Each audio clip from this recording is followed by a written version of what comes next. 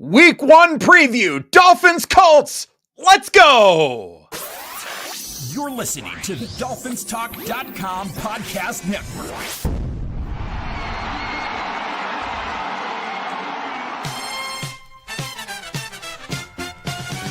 There's a team that's in our hearts. We've got love that won't depart. We are always in the stands, 'cause we're super Dolphin fans. Football is mighty rough. Winning gets awful tough. We're rooting for the Dolphins. Our mighty, mighty Dolphins. We're rooting for the Dolphins. Our mighty, mighty Dolphins. Hello, Miami Dolphin fans, and welcome to the Same Old Dolphin Show, part of the Dolphins-Talk.com podcast network. I'm Josh Katzker. With me today and every day is my brother from the exact same mother, Aaron the Brain. Aaron, say hello to the people. Hello to the people. It's week 1, baby. I'm dancing. Oh, I'm we're buzzing. back. I'm buzzing because we've just gone live on the Dolphins Talk YouTube channel. Shout out to everybody watching live on the Dolphins Talk YouTube channel. Thank you for being with us. Smash that like button, subscribe to the channel, turn on notifications so you know when we go live. Shout out to everybody watching on the I Am a Miami Dolphin Fan Facebook page, run by the outstanding Carlos Hernandez, and also very handsome. I'd be remiss if I didn't mention that. Carlos, very cool. Thank you for watching. As we have just gone live, I am already ahead of Aaron the Brain. Week 1 fantasy football underway with that Javonte Williams rushing touchdown. Let's go.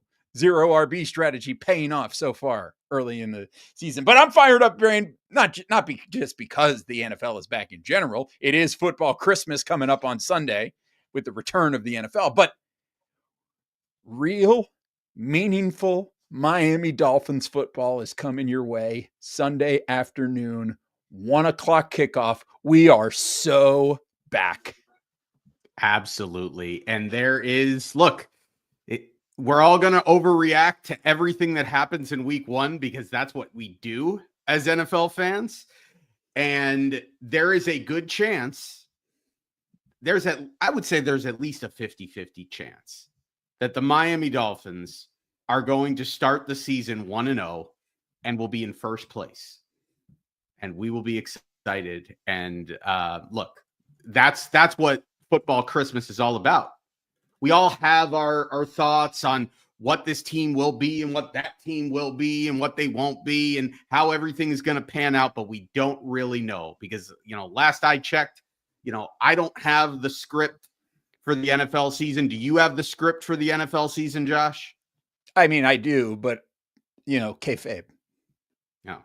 Okay. Well, then as long as you keep it under wraps and you don't give me any inclination of knowing what's going on in that script, none of us know what's really going to happen.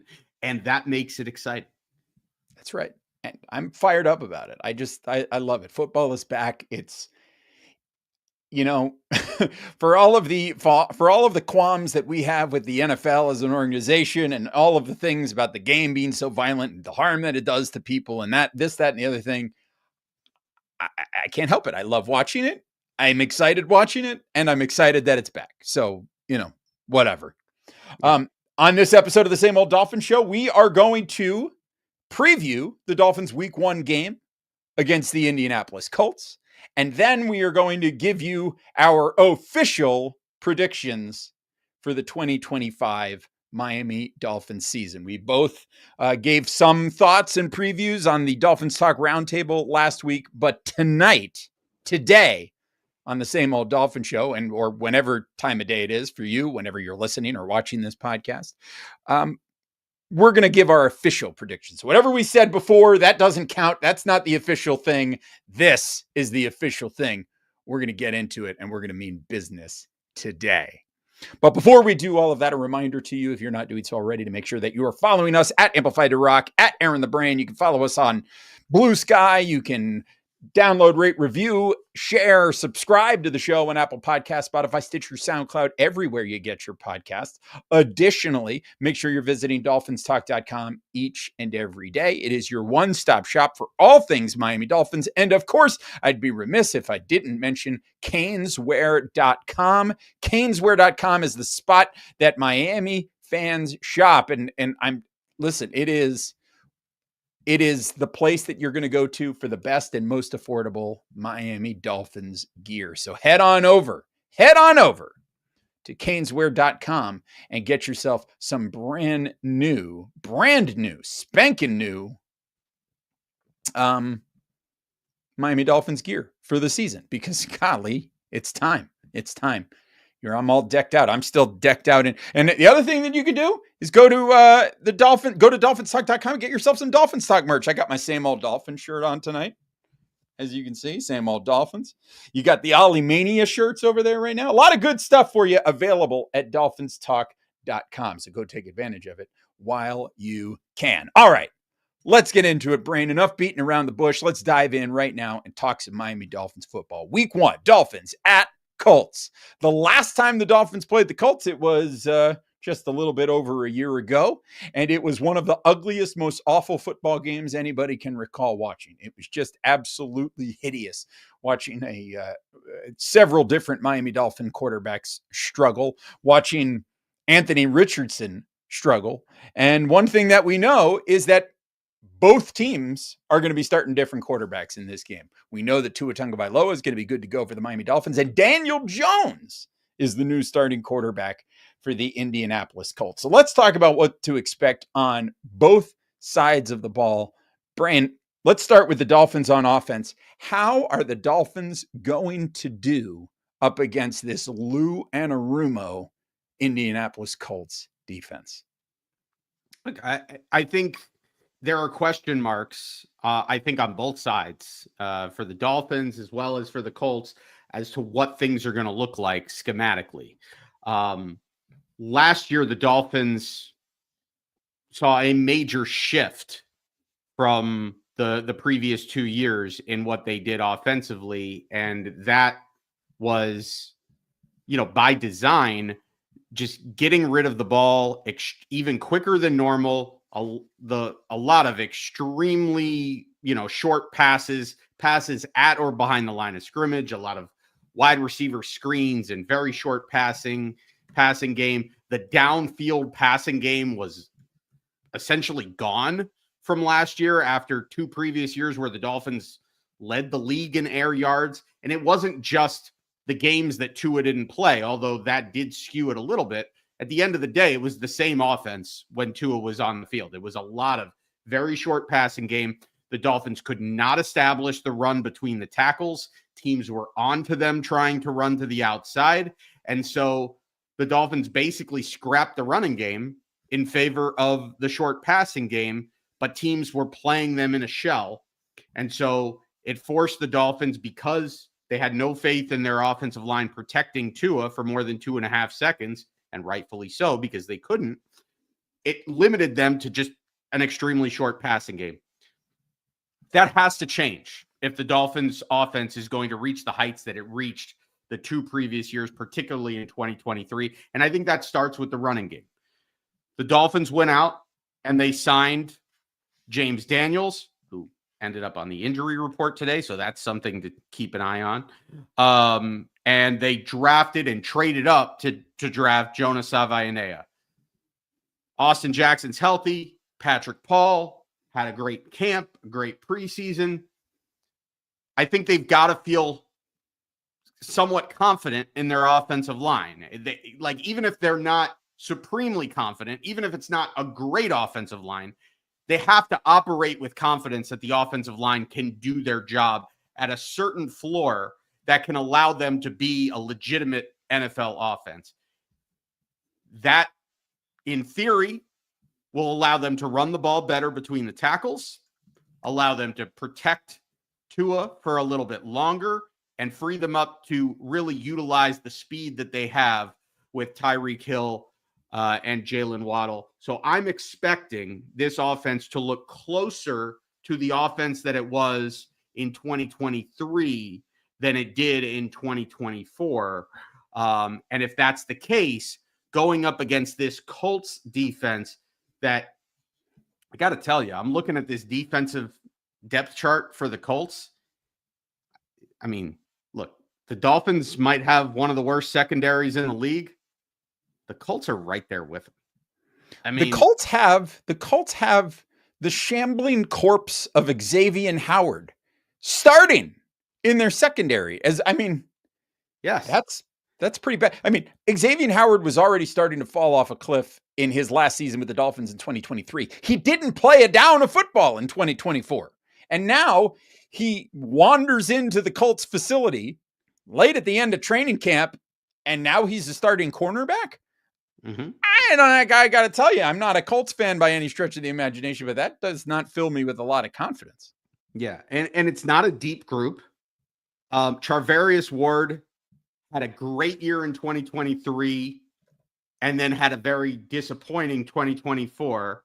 The Colts bring him in as a free agent, hoping that he's bouncing back, but he's another aging cornerback. At safety, you've got Cameron Bynum, who's a little bit of a more of a deep safety. Nick Cross, more of a box safety. There's not a lot of depth behind these guys. And I think the strategy with Anarumo and the bigger corners that they have in Howard and Charvarius Ward, I think it'll be interesting to see. I have very little doubt that what they're going to try to do is they're going to try to get up and get physical on Jalen Waddle and Tyreek Hill and not allow them to get free releases. It'll be interesting to see how those guys deal with that.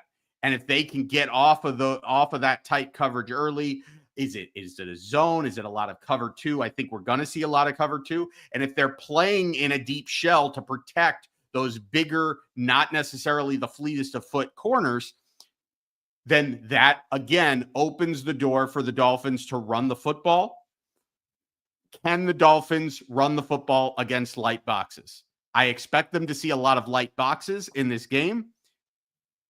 I think defensively, the Colts have a solid group of starters on the defensive line, but again, it's not a lot of depth on the defensive line. I mean, you know who their third defensive tackle is? Who is it? I'll give you a hint. He did not make the Dolphins 53-man roster last year, despite being on the Dolphins preseason roster. Oh, wasn't it? Was it Walker? Neville Gallimore. No, the professor. Like it's not that good. They're starting Zaire Franklin at middle linebacker, who is a solid linebacker, nothing spectacular, just solid, does his job. And their other starting linebacker next to Zaire Franklin is Joe Bacci. Do you know how many snaps Joe Bacci has played? I had this up a second ago. Joe Bacci has played over 100 defensive snaps once in his career. And you have to go all the way back to like 2021, which was like his second year in the league. He has played last year. He played 36 defensive snaps. I believe it was the second most defensive snaps that he's played in his entire career. This is not a good Colts defense. The Dolphins offense should be able to move the ball. If the offensive line has any kind of success against that defensive line, and frankly, if there are concerns about this Dolphins defensive line, I mean, what's the biggest concern? It's protecting Tua.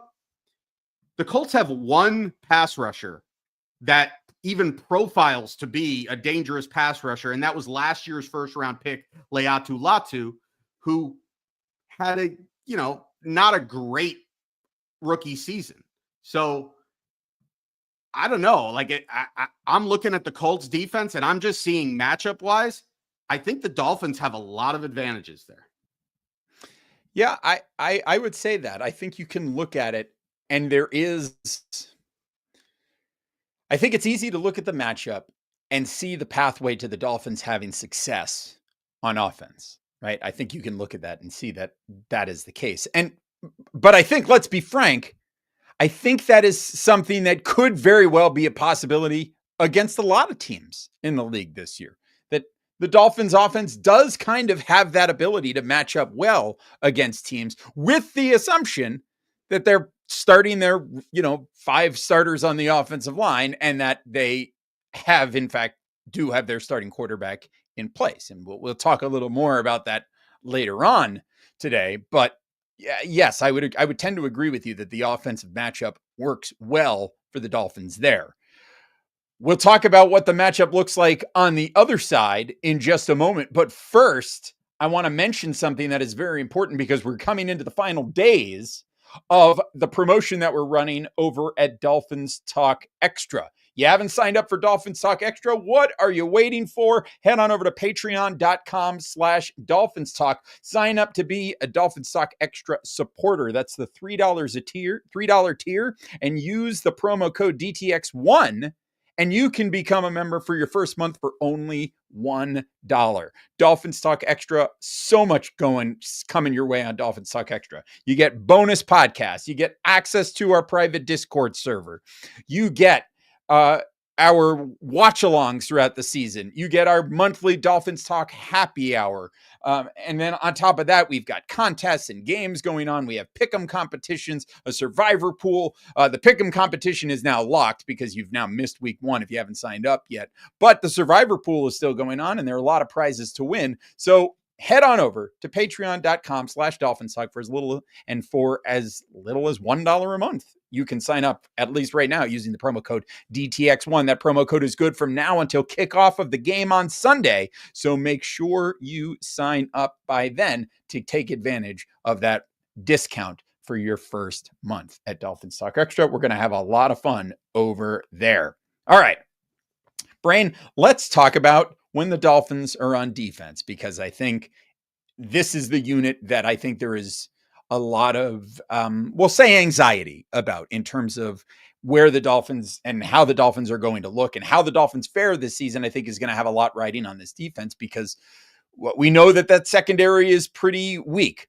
However, the front seven for the Dolphins, the linebackers for this, it's a stout unit, and you feel strong about it. And I think if the secondary if you can get average play from the secondary, like we've said before, I think this is going to be a defensive unit that is going to outperform at least some of the expectations that team has for him. And now we're going to finally get to see it tested against a team that is not exactly an offensive juggernaut in the Indianapolis Colts. They don't have the most stout offensive line. They don't have the most stout group of skill position players in the world. I mean, Michael Pittman is a fine wide receiver. Josh Downs is another fine wide receiver for this team out of the slot. You've got Tyler Warren, who is a much heralded tight end who's going to be making his NFL debut in this game. And of course, you've got the flagship player for the Indianapolis Colts, which is their running back, Jonathan Taylor. But their quarterback is Daniel Jones. This is not a team that is loaded up with offensive weapons. So in some ways, it is like the perfect week 1 opponent for the Dolphins, because it's not like they're going up against a well-oiled machine in these Indianapolis Colts. So, Brain, how do you see the Dolphins matching up against this team? Yeah, I think it's similar to when the Dolphins have the ball. I think that a lot of the matchups, favor the Dolphins, or they're not glaring weaknesses in any area, because the glaring weakness on the Dolphins defense is the secondary. You're going up against a quarterback that's in a new offensive system, a wide receiver core that's below average, and an offensive line that on the left side is very good with their left tackles, with their left tackle in Raymond and their left guard in Quentin Nilsson. At center, they're average, and on the right side of the line, there's major question marks between Matt Goncalves and Braden Smith. And the strength of this Miami Dolphins defense is their defensive line and their edge rushers.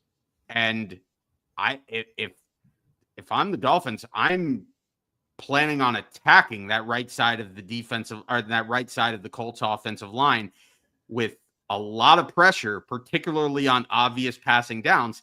What that means is you got to get the Colts into obvious passing downs, And that means you have to stop the run, because everything that the Colts are going to do offensively is going to be centered around Jonathan Taylor. And so the Colts strategy in this game has to be Jonathan Taylor, Jonathan Taylor, Jonathan Taylor, Jonathan Taylor. It's going to be getting themselves into third and manageable, getting themselves into positions where they're not in obvious passing downs, where they don't have a situation where the Dolphins can just load up on that right side and bring a bunch of pressure. It's going to be a test for the Dolphins' run defense, which was spotty last year. It was good in spots. It was bad in spots. They were great at getting contact early, but they were not great at finishing plays. They were not great at tackling. They were one of the top teams in the league at yards allowed before contact defensively, and then they were one of the worst in the league in yards allowed after contact last year. So it's going to be imperative on this defensive front, guys like Zach Sealer, obviously the edge rushers like Chubb and Chop and Jalen Phillips, but also Benito Jones, the rookie Kenneth Grant. It's going to be on them to really, get some push on the line, make some penetration, get to these guys, and then it's on the linebackers to really finish these plays. I don't see, again, if this was a situation where you were playing, a great quarterback with a bunch of dangerous wide receivers, or even Jonathan Taylor, who's, primarily just going to be a ball carrier, is not a great receiver out of the backfield. I don't think there's a lot of weapons that are going to keep the Dolphins offense or keep the Dolphins defense honest. I think they can be very aggressive in trying to load up the box early in the game. I think they could trust their corners and their safeties to some extent early. Make Daniel Jones beat you. If Daniel Jones can't beat you and you can force this team into a lot of third and long situations, you're going to have opportunities to get after the quarterback. You're going to have opportunities for turnovers, and you're going to make the game a lot easier for your cornerbacks, which are your Achilles heel.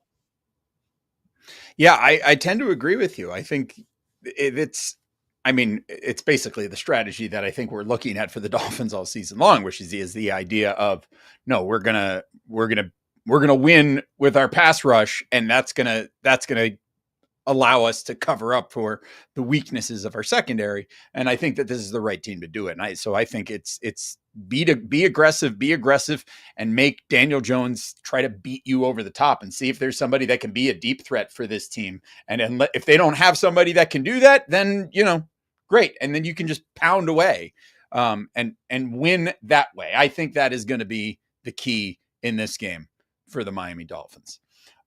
Brain, any other aspect of this game that you want to talk about before we make our score predictions? Well, I think it's worth noting the kicking game for the Dolphins. Jason Sanders on IR. We don't know exactly how long. Riley Patterson being called up. What's the kicking game going to look like? If the Dolphins move the ball but have to settle for field goals, do they have a reliable kicker? Is it a situation where they don't have a reliable kicker, so they're going for it a lot on fourth down?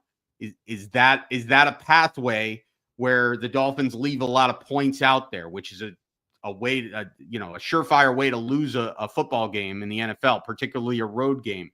And then, special teams as well on kickoffs. Like, the special teams unit has looked really great in the preseason. What's it going to look like in the regular season, particularly with a new kicker on kickoff? So I think it's something to keep an eye on. We don't really know, but it's something to keep an eye on. Yeah. So we'll look at it, and we'll see how Riley Patterson does.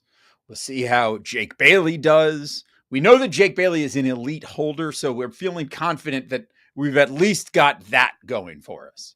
And the other thing that we have going for us, Brain? What's that? No Danny Crossman. Oh, yeah. It's already a win. It's Ackerman It's already season. It is Ackerman season. We should get that on a t-shirt.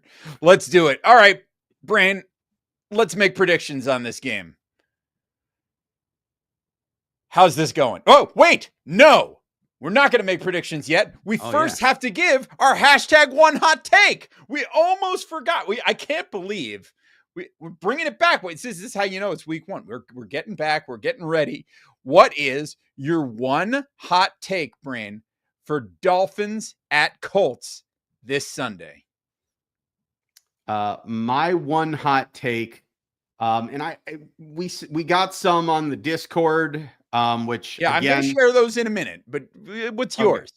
Yeah, and one of the ones on the Discord kind of nailed it, but I'm going to change it just a little bit. I'm looking at the Dolphins' prime players in their defensive front. I'm looking at Jalen Phillips, Zach Sealer, Bradley Chubb, Chop Robinson, and you know what? I'm throwing Matthew Judon in there too. All of those guys, all four of the primary edge rushers for the Miami Dolphins, and Zach Sealer, newly paid Zach Sealer, will all have at least one sack in this game. The Dolphins are going to wreak havoc on a very weak Indianapolis Colts offensive line. Wow, I like it. I like it a lot. Let's go to the Discord because we've got a bunch. And again, get access to the Discord by becoming a member of Dolphins Talk Extra, and we will make sure that your one hot take is always shared on the show. Fins Up NT says Tua, 458 passing yards, 2 Waddle touchdowns, Ollie Gordon rushing touchdown, Achane, 126 all-purpose yards on limited touches because of injury. Speaking it into existence for mental health and fantasy purposes.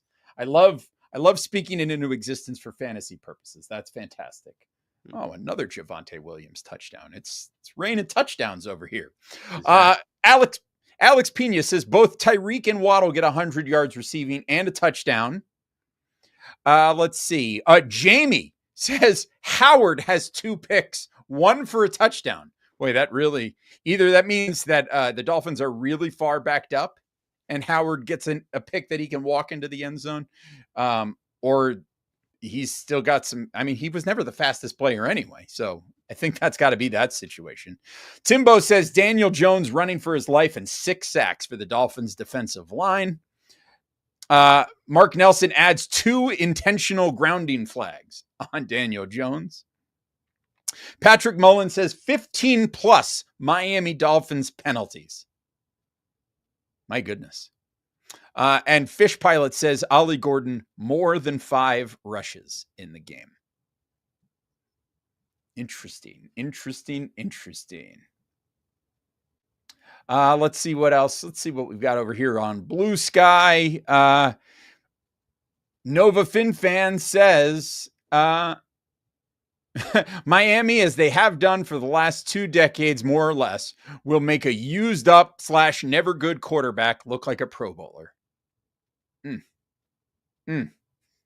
Jason Paul on Blue Sky says the over will hit. I don't know that that's the hottest take, but what is the line on it? What is the over under? Can you look that up? I could look it up very quickly. Let's see what we've got. We've got a couple here over on the Twitter machine as well. Ian Carter says our secondary does not stink on toast after all. Phil Serenity Now says Tyler Warren feasts. Groundhog Day says there will be at least 2 pre-snap penalties and 1 illegal man downfield on the Dolphins' opening drive. My goodness. Jared Murray says Quack Attack is back. Storm Duck gets an interception.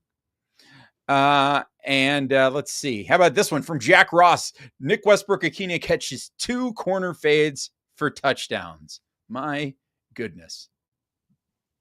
Over-under. Find the over-under on this. Yeah. Over-under right now is 47 points. The Colts are a 1-point favorite. They were -1.5.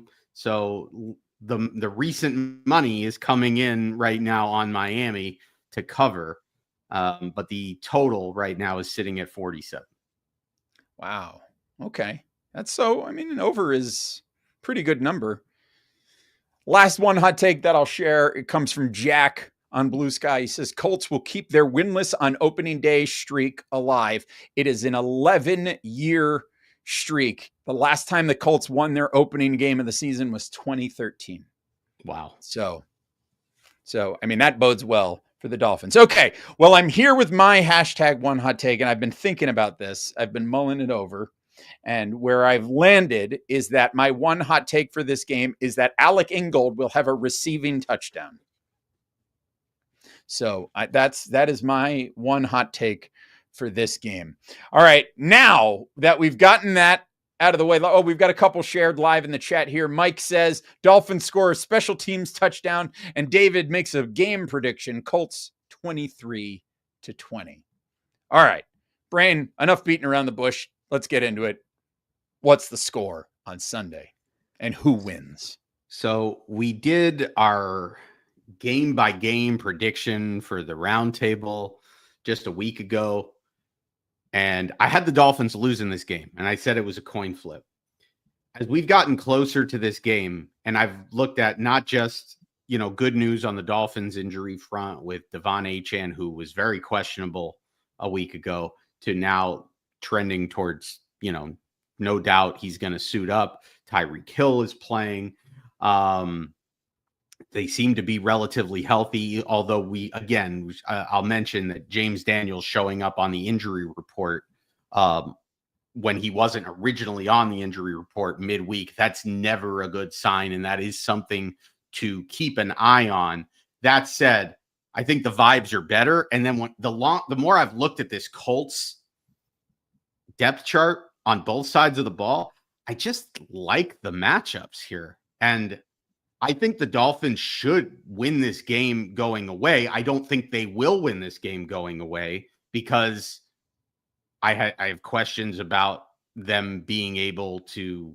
I have questions about the kicking game. I have questions about them with their self-inflicted wounds, about coaching mistakes and things like that can oftentimes keep a team in the game and are ways that you can lose games that you should win, especially on the road. But I think the Dolphins are going to win this game.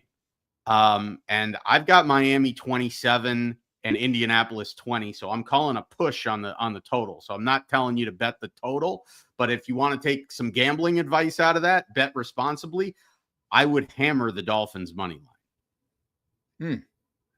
That's good. That's good. I have to tell you that before I really started diving in and looking at this game and looking at the matchups, I had it very much in my brain that this was a game that I thought, Dolphins could maybe cruise to victory here. And then I started thinking, well, maybe the Dolphins will come out and be a little bit of a wet fart on opening day. And, they're certainly more than capable of losing this game as well. And so I've kind of gone back and forth on it. But, having really dug in, I think what you're going to end up with is that we are going to see a mixture of both the Dolphins' strengths and weaknesses on display in this game. I think there are going to be times where you look at this and you see the Dolphins offense click a little bit, and you're going to go, oh, wow, we can see what this team is capable of. But I think we're also going to see some weakness on the defense as well. I think the Dolphins are going to dare Daniel Jones to beat them over the top. And I think, if you're a fantasy guy, that maybe this is a week where Alec Pierce is a guy that plays into effect because he's the field stretcher for this team. And I have a feeling that we may see some connections in that way. And so what that leads me to believe is that I think we're in for a close game, but it will be a high scoring game. And ultimately, at the end of the day, I'm going to just barely give this one to the Dolphins. So give me the Dolphins to win this game. Let's call it 33-31. The Dolphins will defeat the Colts on opening day, which will give it'll be a perfect Miami Dolphins win because there will be plenty of narratives to come out of the game for the people who are excited about the team and think that the sky is the limit. And there will also be plenty of narratives that come out of the game for people who think that this team is, bound to be a disaster. I think, giving up 31 points to the Colts is going to have some alarm bells ringing here.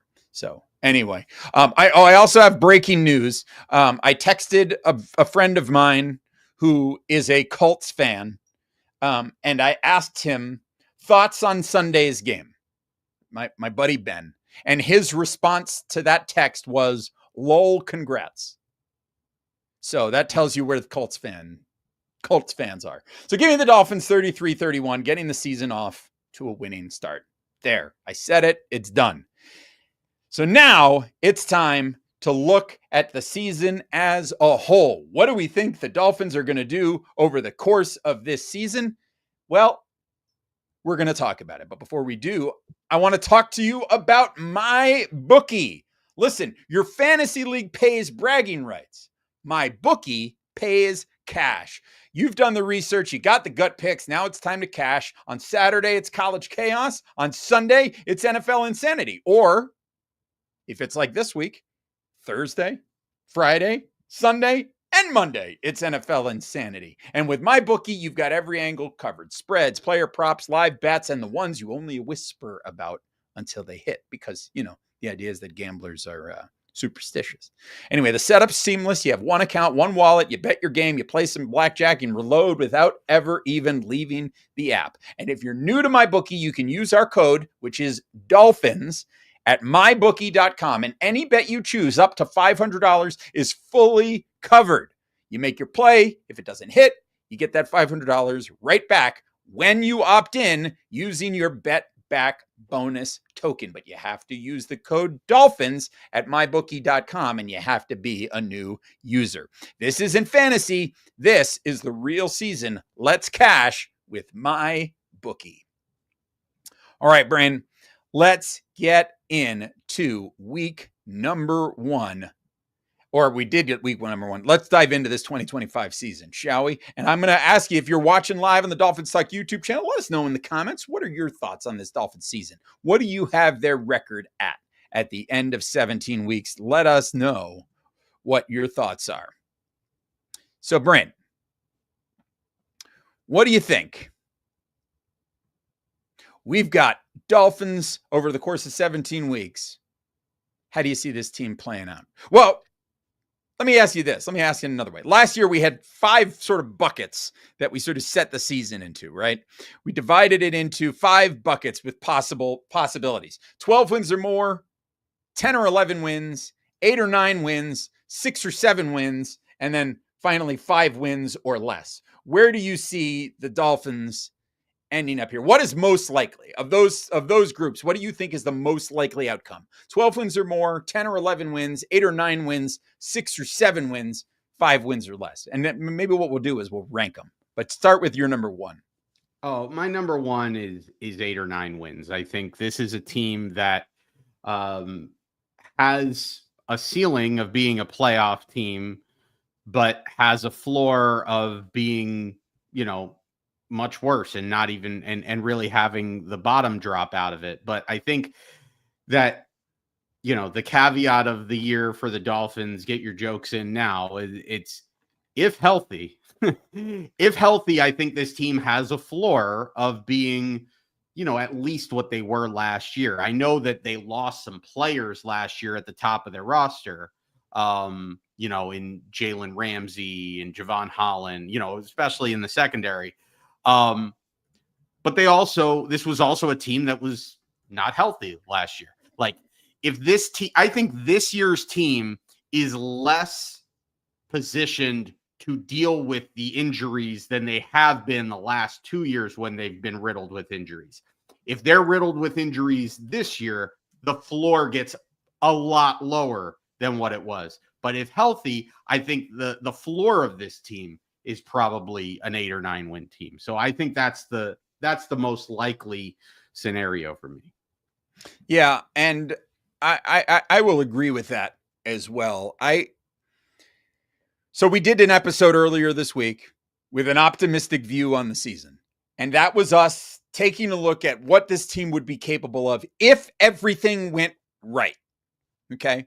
But if I'm going to make my official prediction for the season, I cannot in good conscience give you a record that implies that the team has stayed healthy all season, because that's just the mountain of evidence that I have indicates that at some point down the line, the Dolphins are going to be missing their quarterback and members of their offensive line for significant chunks of the season, because that is what has happened. So when I'm looking to evaluate the season, I have no choice but to imagine that one of those things is going to happen again. That at least one of those is going to happen, if not most of them. So when I look at what the season is, what I think is the most likely, the highest possible outcomes are unlikely to me, because it just seems like I just don't have faith that the Dolphins are going to be able to come through it scot-free and unscathed by the NFL season. So to me, the most likely scenario is that this team finds its way to 8 or 9 wins, which is, why this is the same old Dolphin show. This shouldn't be a surprise that this is where we think the Dolphins are going to end up here. But I think when you look at it, when you look at it on its face, to me, that is the most likely outcome, is that they end up somewhere in the middle between 8 and 9. 8 and 9 wins is what I think. The next bucket for me, the next most likely bucket for me, is probably that 6 or 7 win bucket. I think that is more likely than the 10 or 11 wins or the 12 or more wins for me, because again, I think there is a clearer path to me to the Dolphins falling short and having a rougher season than there is to having an incredible season. To me, it takes, you're missing Tua for a bunch of games, and then you stumble and fall and lose games that you should otherwise win anyway, even if Tua is playing. The road to 6 or 7 wins is a lot clearer to me. And in fact, when I did my prediction on the Dolphins Talk Roundtable, I ended up with the team with 6 wins. So to me, that is the number 2 most likely result of the season, is that the Dolphins end up, with 6 or 7 wins. Yeah, and I agree. I think that the pathway to this team winning 6 or 7 games and going either 6-11 or 7-10 is a much clearer pathway than the pathway to them having 10 or 11 wins, because the pathway to them having 10 or 11 wins is really contingent on them being healthy. It's like supremely healthy. And it's the NFL. Like, very few teams in very few years have just tremendous injury luck where they're not going to sustain, several significant injuries throughout the course of the year. The depth of this team is such that if the Dolphins, particularly at quarterback and particularly on the offensive line, and we've talked about it in the secondary, that if the Dolphins have an injury at quarterback, I mean, look, if any team has an injury at quarterback, it can be disastrous. But the Dolphins have had the significant injury at quarterback 4 out of 5 seasons.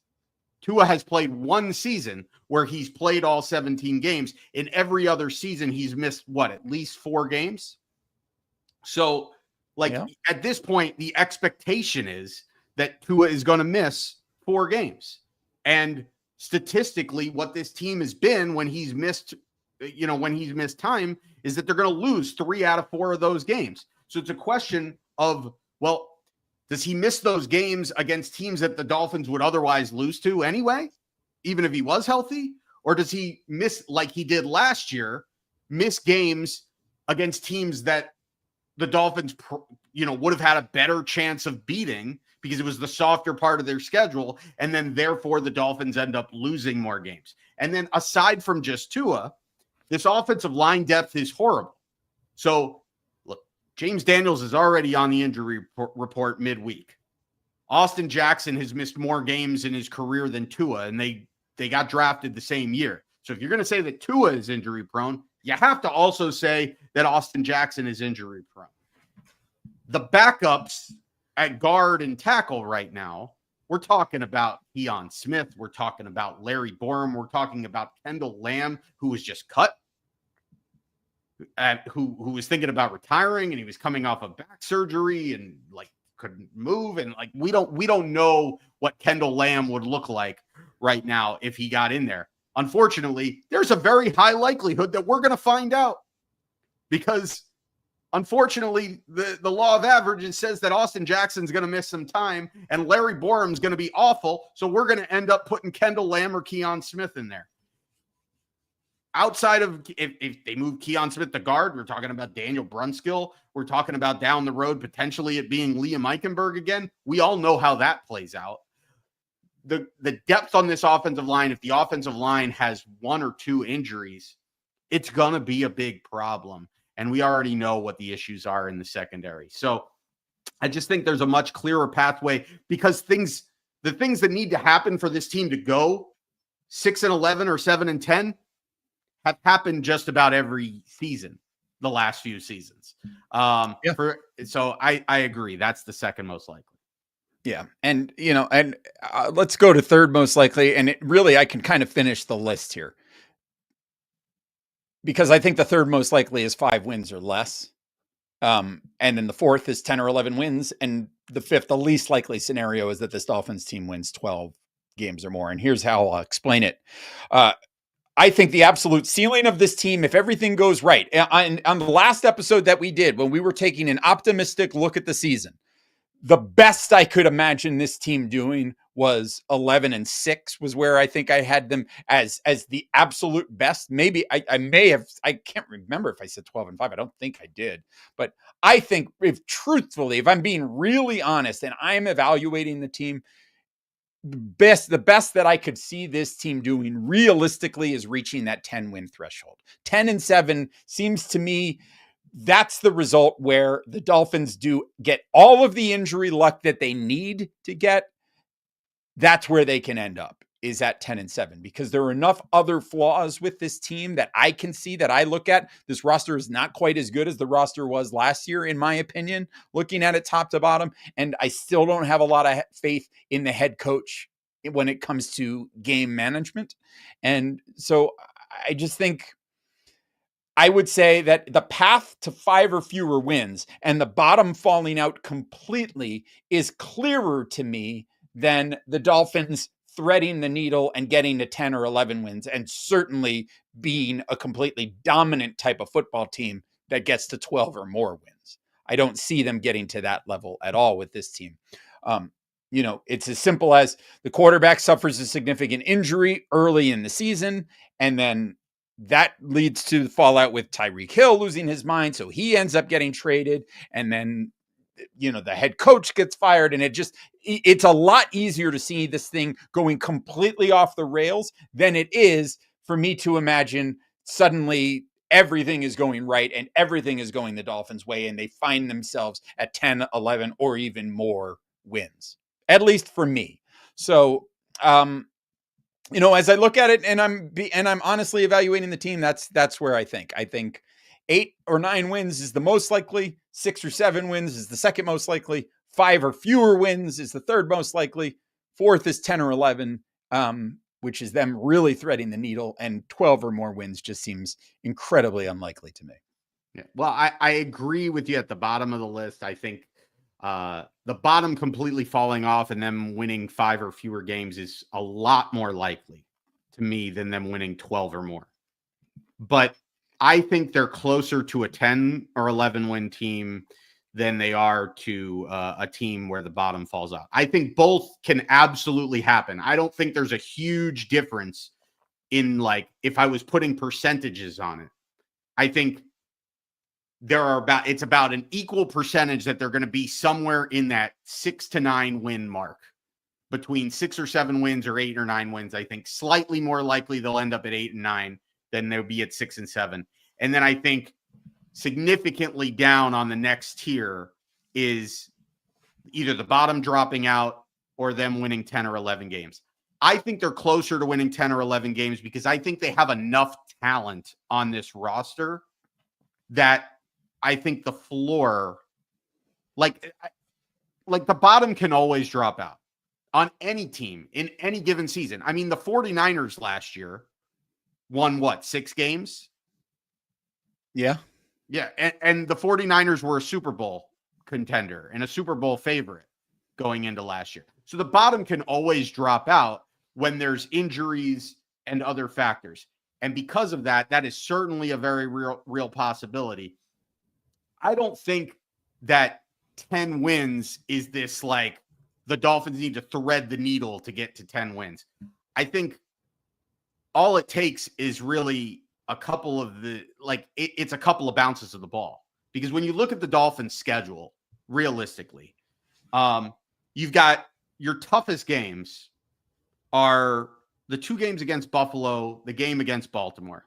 They have other good teams that they're going to play that I would tell you are better than the Dolphins. I would tell you that the Chargers are better than the Dolphins. I would tell you that the Commanders are better than the Dolphins. I would tell you that the Bucs are better than the Dolphins. Maybe I would tell you that Cincinnati is better than the Dolphins, but I kind of think they're on the same tier. And the fact is that all of those teams, even Pitt, and I would throw Pittsburgh in there as well. I think there's not a discernible difference in the level between those teams. Now, you can nitpick and you can get into it and you can go into matchups and everything, and all of that is fair. And you can go into coaching and say, well, look, I trust Harbaugh and Tomlin a lot more than I do McDaniel. And I would tend to agree with you. But those are likely going to be very close football games when the Dolphins play those teams.